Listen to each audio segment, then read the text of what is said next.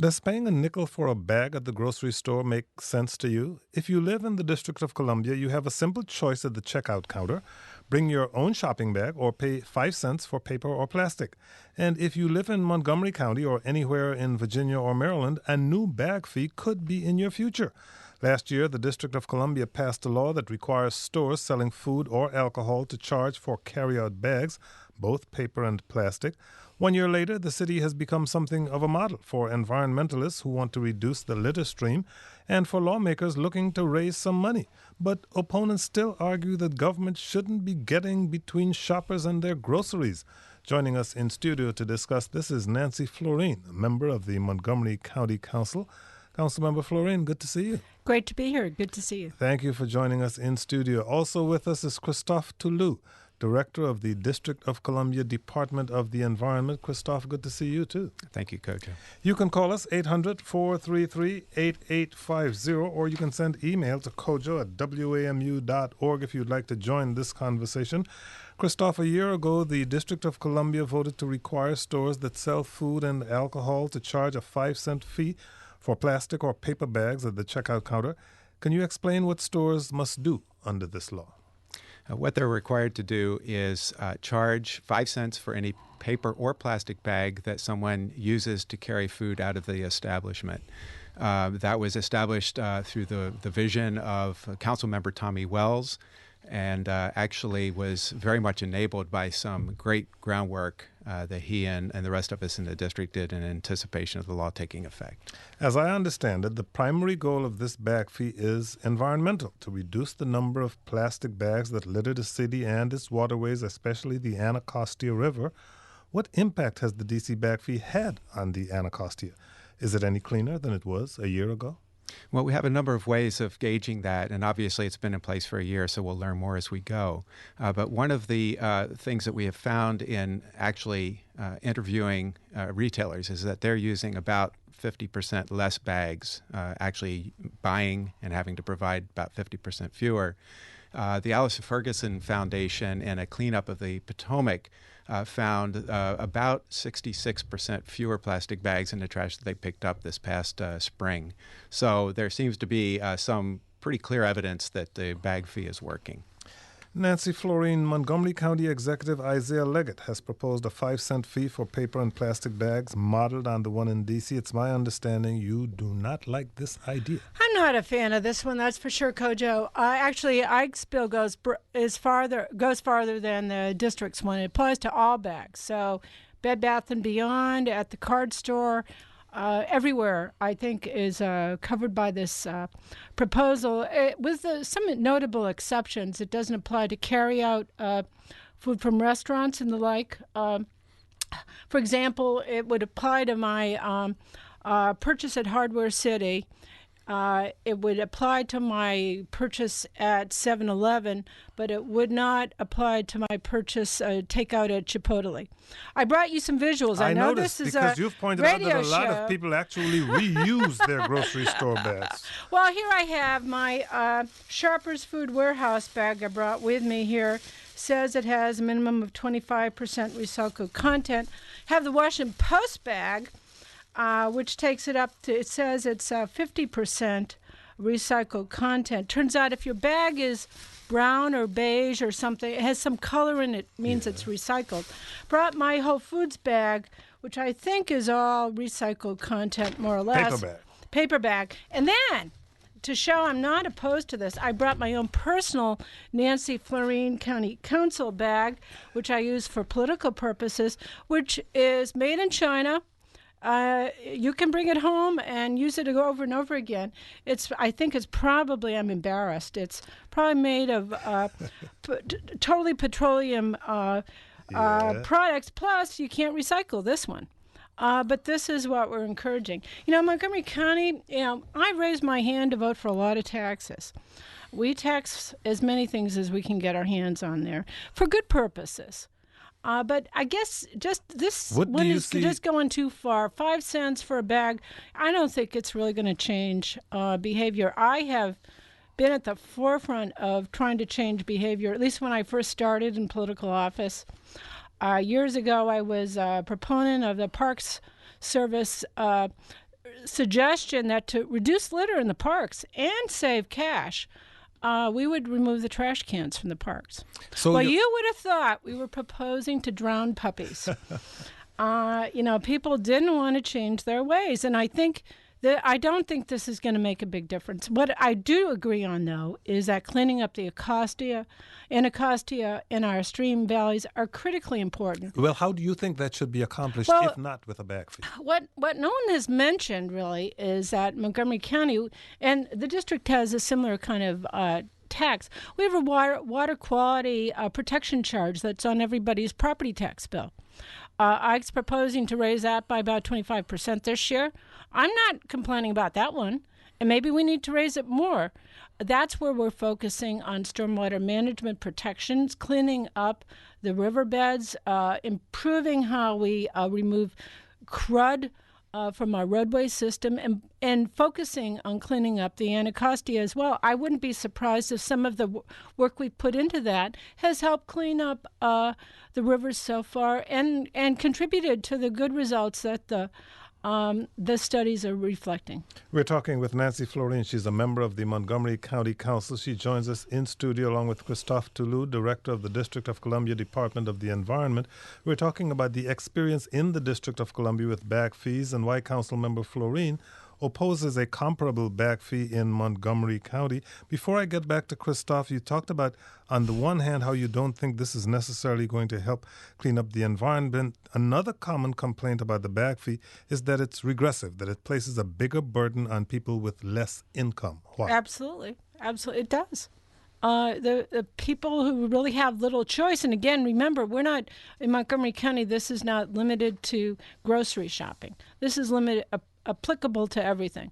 I went to the card store the other day, bought several birthday cards. It gave me a thin little paper bag to put them in. That bag would be subject to this tax under the proposal. I don't see it really changing anybody's behavior, but raising, Getting to the behavior issue right now, because Christophe Tulou, the study by the Alice Ferguson Foundation and Environmental Group, not only found that bag use in the district had decreased 80% in the year since the bag fee was enacted, but what do those numbers tell us about individual habits, about behavioral changes, if you will? Well, we're a city that talks about trillions of dollars all the time, and to me it's absolutely astounding the power of a nickel. I think the real point here is that what we're giving customers, whether they're high income or low income, is a choice. You don't have to pay a 5-cent fee. All you have to do is bring a bag, whether you're buying cards, food, a record or CD. Oh boy, I'm dating myself. But at any rate, whatever that is we have a lot of options. In Washington, these are accessories. You don't see people going into stores without bags and walking around the city. They're a statement. My wife went into the grocery store one day. She was returning something, had no intention of picking up anything, but did. Went to the cashier, and he looks at her and says, "Do you have a bag for me, or are you going to foul the Anacostia River?" The cashier said that? The cashier said that to her. Ooh. Is the city getting complaints from shoppers about having to pay for bags? Do you have any sense of who is most upset and whether complaints have decreased if people have become more accustomed to the fee? Well, early on, you have some people that are concerned about change. We hear no complaints at this point. Alice Ferguson, along with us, did this survey, and we found out that 75% of the people are actually using less plastic bags. And there's virtually no one in the city isn't aware that this fee is in place and have made the connection, as that cashier did, between either paying the fee or using a recycled bag and the benefit to the Anacostia River. One more before I get back to Councilmember Floreen. The Ferguson Foundation surveyed local business owners. The majority apparently said that the bag fee had not affected their overall business. What are you hearing from stores in the district that sell groceries and alcohol? A majority of the retailers that we reached out to said that this is having no impact on their business whatsoever. When we dug a little deeper to say, well, is it having any effect whatsoever that you can point out, there were two things. One is we have less litter around our store, and the second thing is our overhead is dropped because we don't have to stock as many bags. Well, back to you, Councilmember Floreen. You have said on the revenue side that the proposed bag tax in Montgomery County would not raise enough money to even make it worth the hassle in a tough budget year. Why not?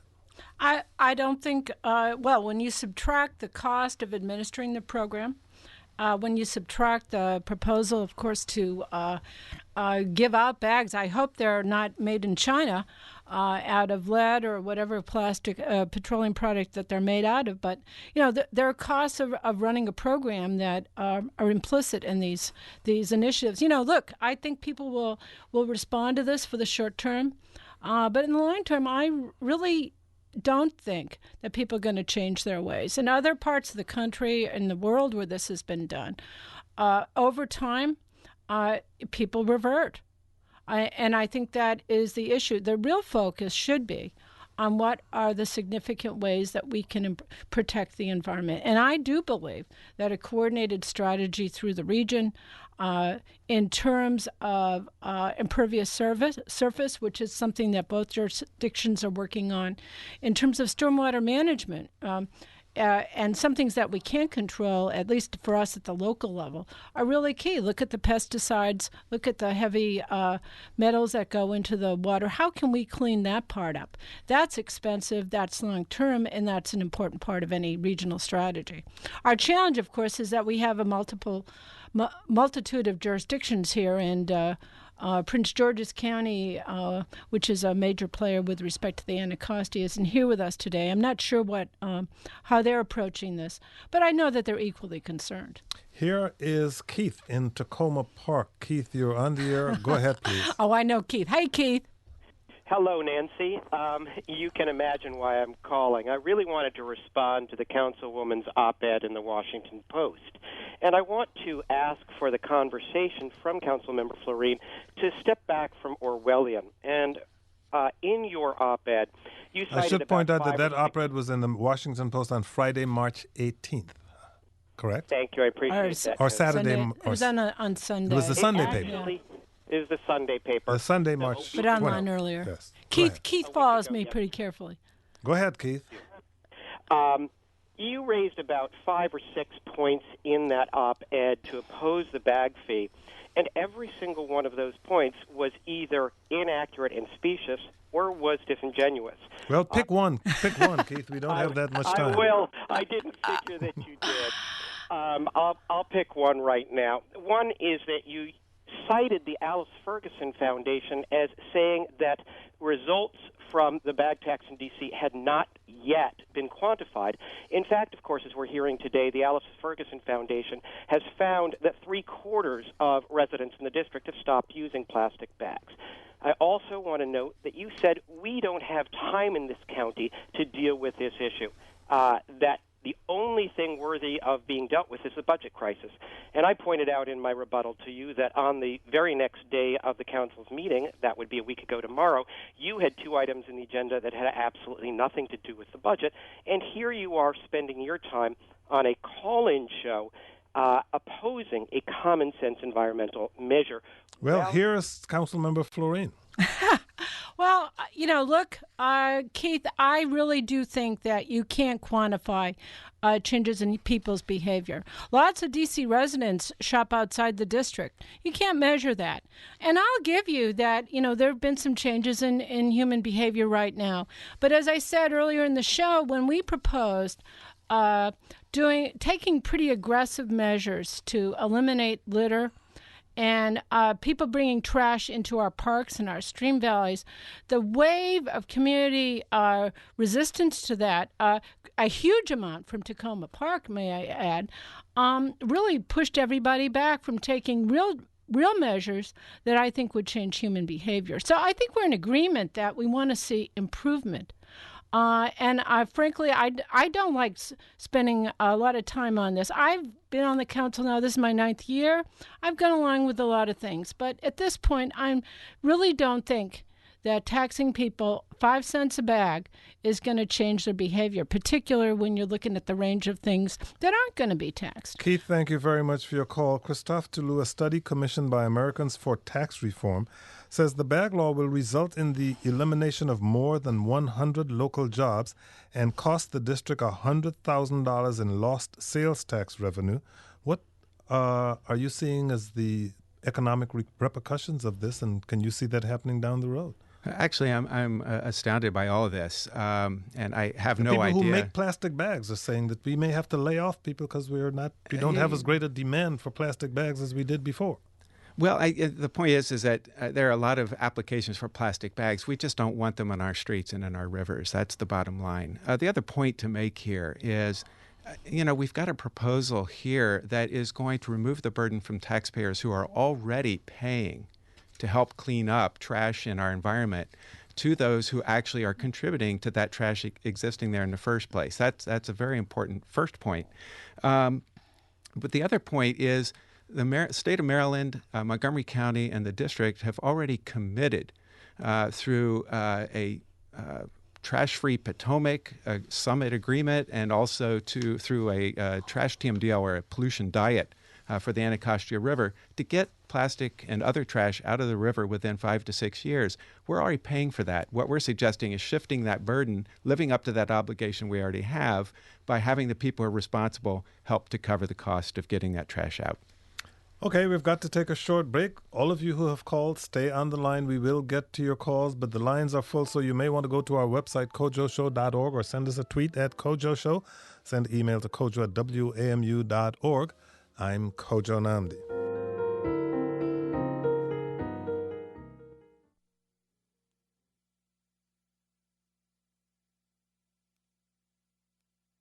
Welcome back to our conversation on proposed bag fees in Montgomery County, Maryland, and Virginia. We're talking with Christophe Tulou, Director of the District of Columbia Department of the Environment, and Nancy Floreen, who is a member of the Montgomery County Council. This email we got from Larry in D.C. While I agree with the conclusion that plastic bags have contributed to the pollution in the Anacostia, what is the rationale for also taxing paper bags? The logical rationale would be that banning paper bags will contribute to saving our environment. If that's the case, then why not start out by taxing the biggest paper generators of all? And who are they? Let's start with the Washington Post and beyond. Would this ever happen? I don't think so. Why can't legislators admit that a tax on paper bags along with plastic bags is just a politically correct feel-good tax proposition that nickels and dimes people, particularly those who can least afford it? Spoken, it would appear, on behalf of Nancy Floreen. Here, Christophe. Oh, there are plenty of people like that out there. The point is that it takes a whole lot of more resources actually to produce the paper bag than it does to produce the plastic bag that we're concerned about.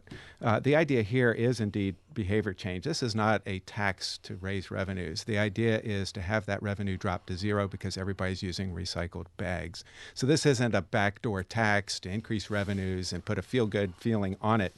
It really is intended to be a revenue source that will diminish over time as people's behavior changes. Again, the facts are there in the district. People have embraced this. They are doing it, and we are saving a lot of pollution as a result of it. And we're experiencing about half the revenue that we had anticipated, and we're happy about that. Can I weigh in here? But, my plastic bags that I brought with me are made from recycled materials. My very handy political bag that is proposed to be distributed is not. This is not recyclable. But it's reusable. That plastic bag, it doesn't matter. I reuse these, if too. it ends up in the river, nobody's going to know the difference whether it's recycled or not. It's a trash problem that we're trying to deal with. Let's pick the issue the problem that we're trying to solve then. And I think that's where we need to focus. Let's focus on Virginia for just 1 second. Here's Kevin in Arlington, Virginia. Kevin, you're on the air. Go ahead, please.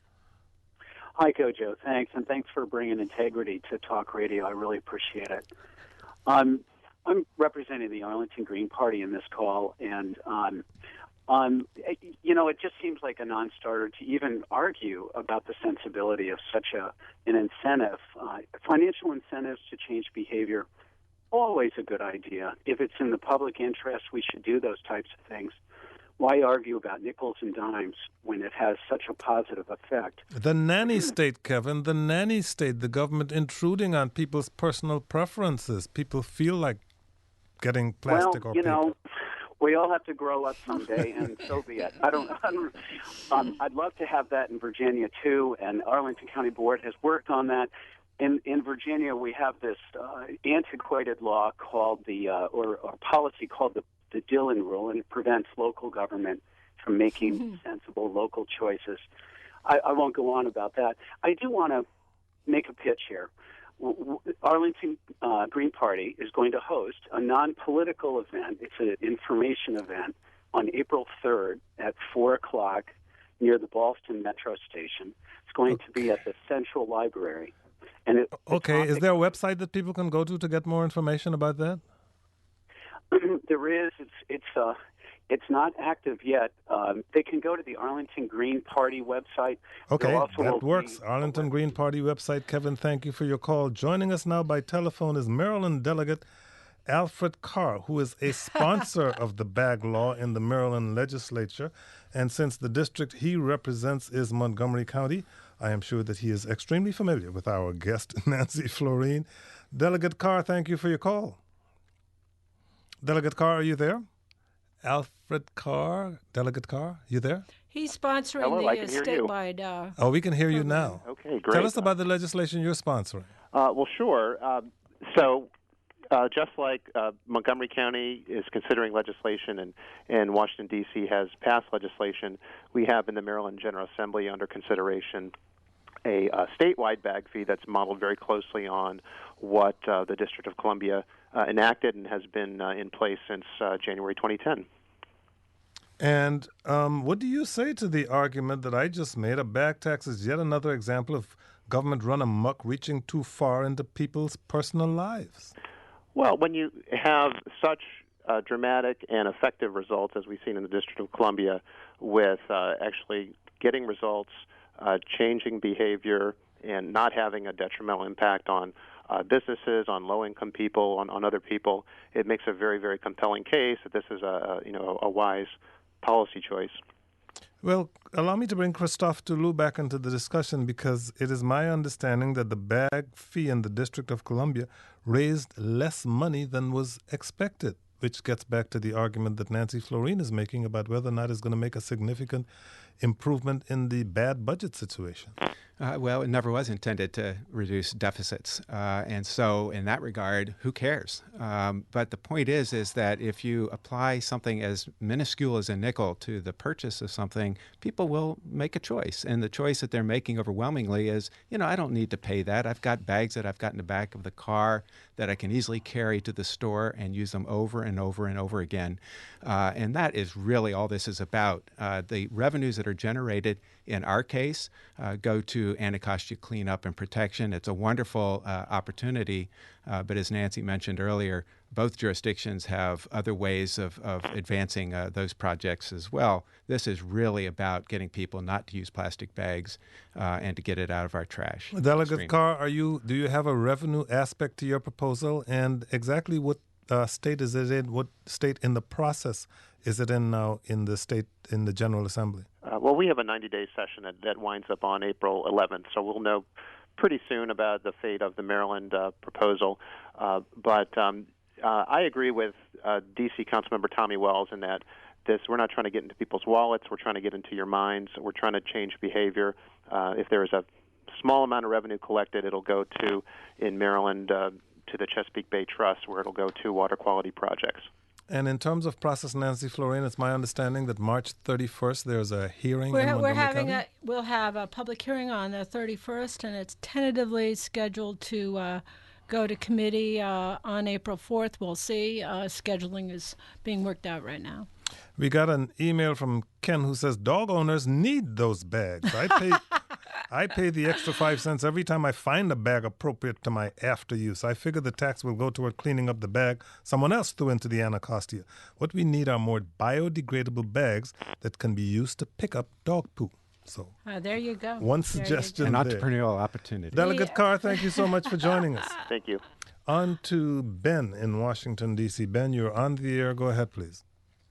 Hi there. I just would like to say that eliminating any kind of garbage from circulation and raising revenue is all good and fine, but as someone who has spent many years driving around the district, I am certain that a huge percentage of the garbage that's ending up in the rivers is coming out of the backs of garbage trucks and other large trucks hauling refuse.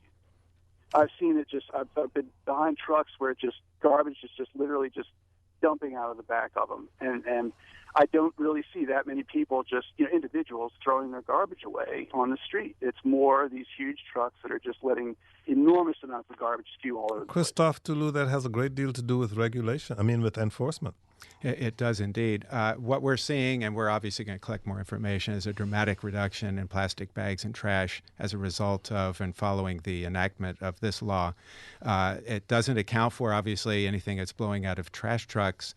But obviously, it'll give us the opportunity to see just how much individual behavior is responsible as opposed to trucks. It is an enforcement issue. I hear what you're saying, and obviously we'll need to take a look at that. Well, the other enforcement issue is that a lot of people say this bag fee that the District of Columbia has is virtually unenforceable. Different stores have different policies. Nobody knows the difference. How do you attempt to enforce? Well, actually, we have begun an enforcement process, but so much of this has been about bringing people's awareness up to par. Again, for retailers, what they're telling us, it's either a neutral impact or they're actually saving money by having to stock fewer plastic bags. Well, yeah, but if you're going to Macy's and buying, underwear, socks, and a shirt, you're going to want a bag, I think. Well, you bring and in it. Montgomery County, they're worried about shoplifters too. So in Montgomery County, that's going to be another kettle of fish. It'll be an interesting conversation. It's well-intentioned, no question about this. But is this the best way to crack that nut? I don't really see it happening over the long term. Here is Barbara in Ellicott City, Maryland. Barbara, you're on the air. Go ahead, please. Yes, I wanted to talk about a couple issues. One was the impact on the low-income folks, because in the Maryland bill, they will be provided free reusable bags, and by state agencies who get their budgets recouped once the fees start coming in.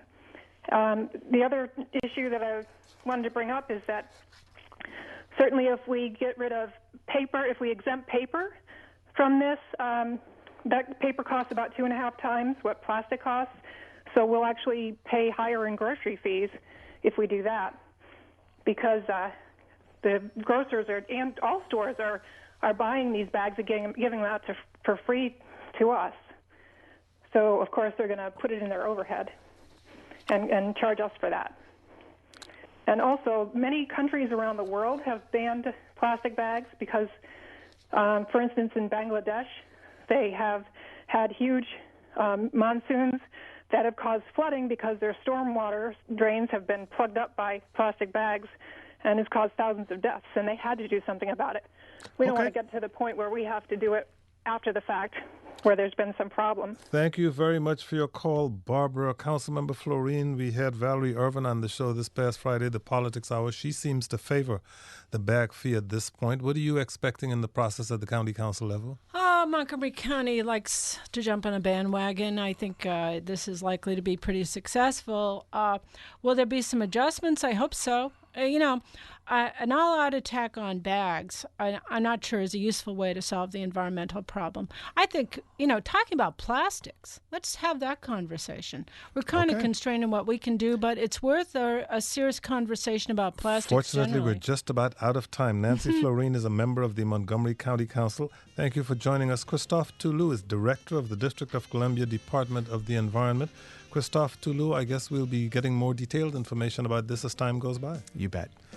Thank you all for listening. I'm Kojo Nnamdi.